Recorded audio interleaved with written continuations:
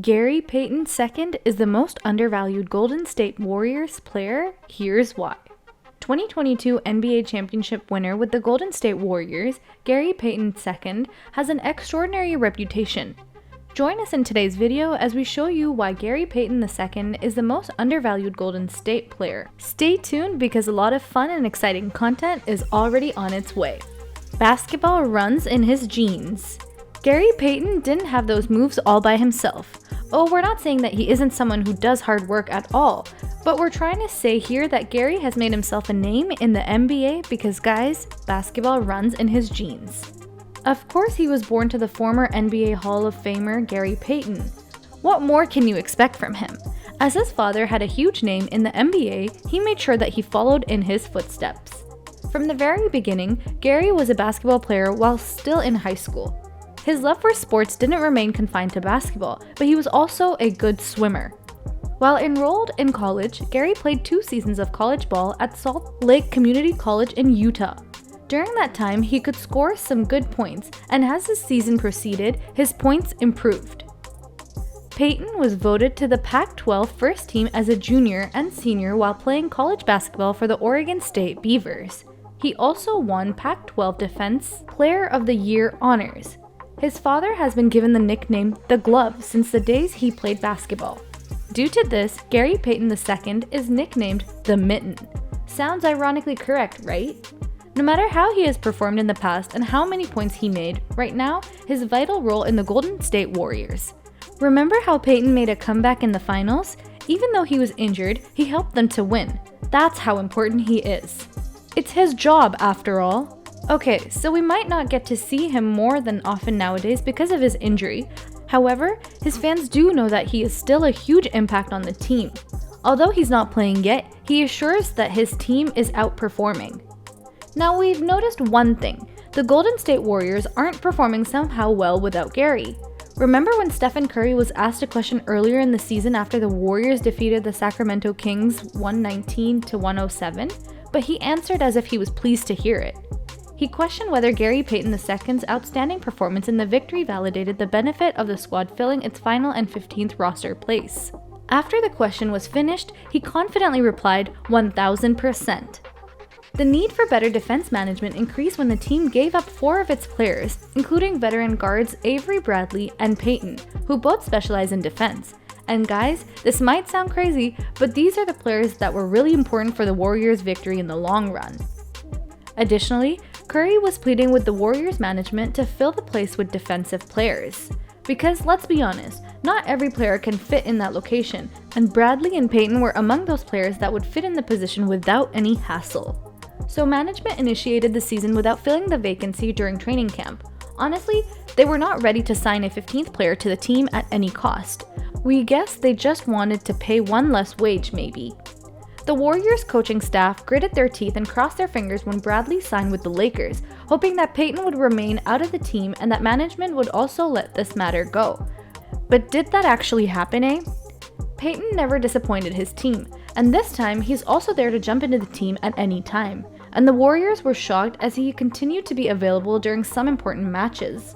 Payton's performance has helped him maintain his reputation. How ironic, right?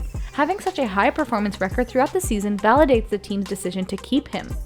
Well, Gary played 17 minutes off the bench, making 10 points, 1 rebound, 1 steal, and generally playing excellent defense.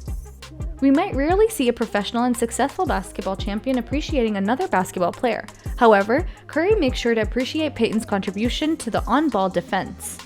And he always tries to appreciate his offense instincts and movement. Curry stated that Gary provides the team an advantage defensively, and he then made 2 massive 3-pointers, which are just amazing. Further, while talking to the press, Curry said that he wants Gary to remain competitive and focused as he already can do so. Gary did a lot of homework to get into NBA. Only the hardworking and luckiest of the players can get to the NBA. You can't just go up to the academy and get selected there. You have to go through a lot before you get something huge. An assistant coach at West Wind Preparatory Academy in Phoenix, Adam Desoto's job was to prepare players for the next level.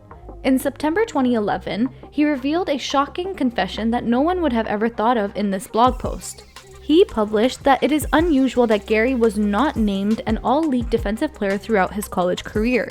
And when he talked to the college's sports management, they were hesitant to admit that as well. Adam further explains while adding about Gary that how this kid who's a perfect defense player out of the box is not appreciated is something really disturbing. And to this date, he remembers how he convinced teachers to allow him to play at a professional level. He refers to the situation as one challenging task of his life. We all might think of Gary Payton as an overhyped basketball player in his college days because, after all, he was the son of a Hall of Famer. But guys, sadly, there wasn't anything like that. Gary wasn't someone whom people would take seriously. He was 19 years old when he got into Salt Lake Community College and 23 when he went undrafted out of Oregon State. Finally, at the age of 29, he got recognition with a 1-year guaranteed contract with the Golden State Warriors. Till recently, Gary had been on the fringes and played in the G League during the Summer League. However, he never remained with one NBA team and tried to play twice in the 10 days throughout the Summer League from training camp to Christmas camp.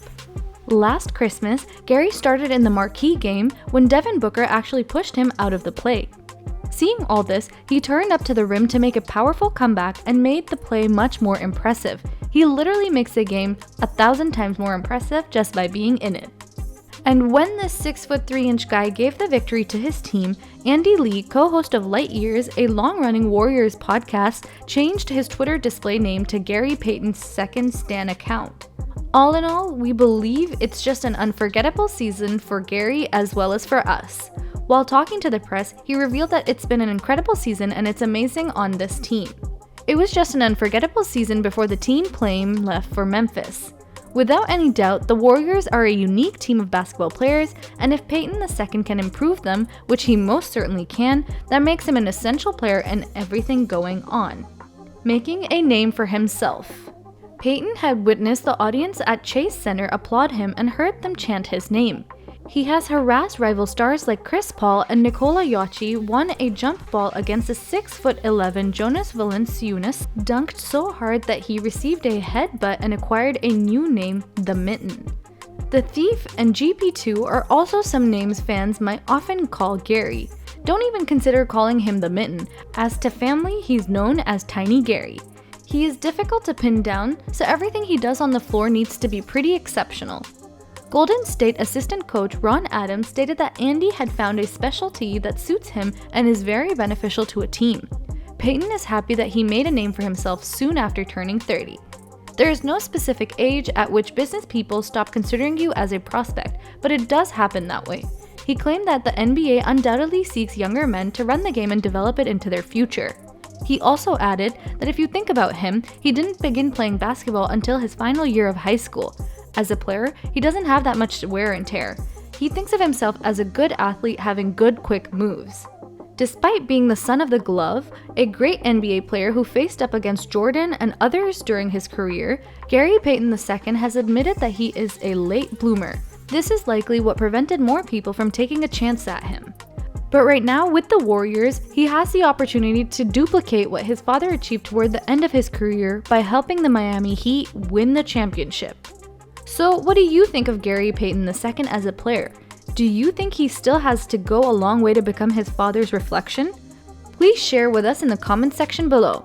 That's all for today. See you in the next one. Till then, stay safe and bye-bye.